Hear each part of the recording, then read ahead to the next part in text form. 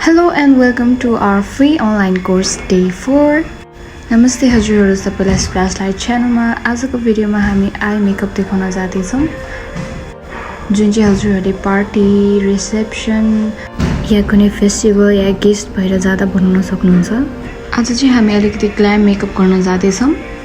So eye makeup गर्नु भन्दा अगाडि हामीलाई आई बेस चाहिन्छ जुन चाहिँ हामीले कन्सिलर र सेटिङ पाउडरले बनाइसकेका छौं।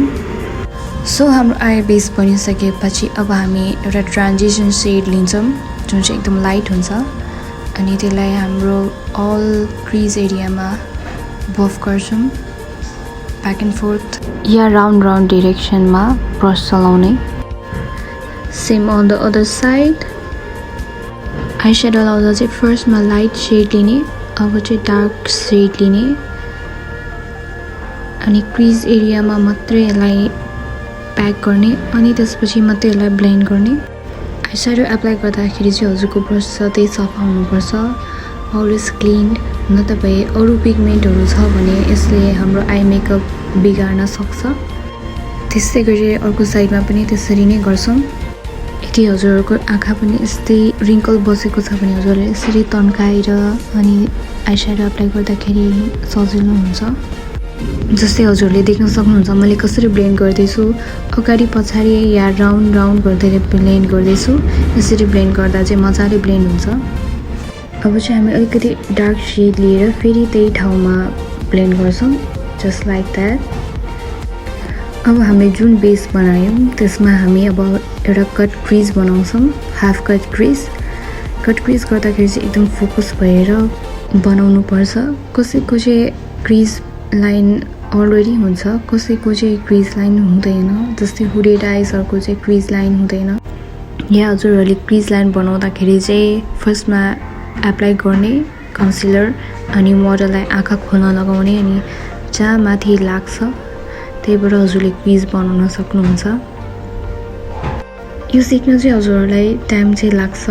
You have to be patient and hard working and passionate towards doing makeup अनि बल्ल हजुरले मजाले सिक्न सक्नुहुन्छ। र कट क्रिज बनाउँदा चाहिँ हजुरहरूले अलिकति शार्प टाइपको कन्सिलर ब्रस लिनुपर्छ जसले चाहिँ हजुरलाई अझै राम्रो फिनिसिङ दिन्छ। अब चाहिँ हामी क्रोम ग्लिटर एप्लाई गर्न जाँदैछौँ। क्रोम ग्लिटर चाहिँ एकदमै ब्राइट हुन्छ र यसलाई ब्लेन्ड गर्न पनि एकदमै सजिलो हुन्छ।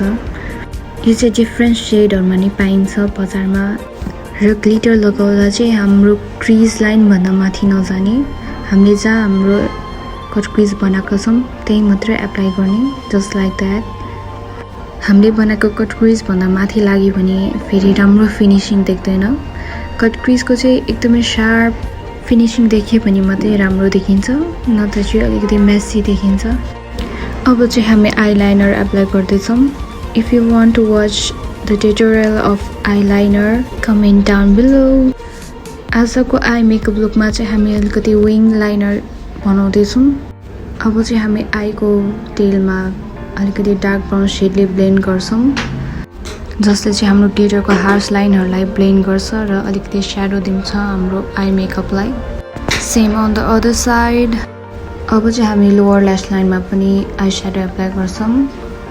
ब्ल्याक आई स्याडो फर्स्टमा प्याक गर्छौँ and then we will blend it. Same on the other side.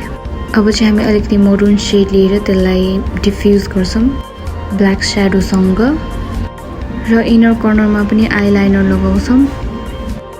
यो पार्टलाई चाहिँ हजुरहरूले स्किप गर्दा नि हुन्छ और you can do it. Lastly अब हामी मस्कारा एप्लाई गर्छौँ। So this was the reaction of our client after seeing her makeup. She was so happy. So let's finish our makeup by spraying setting spray. Setting spray ले चाहिँ हाम्रो मेकअपलाई set गर्छ, एउटै ठाउँमा राखिराख्छ for a long period of time. So this is our final look. I hope you guys enjoyed and learned something from today's video. यस्तै भिडियोहरु हेर्नको लागि हाम्रो च्यानललाई like, comment, share and subscribe गरिदिनु होला र अझै ट्युटोरियलहरु आउँदैछ। So stay tuned. See you in our next video. Bye bye.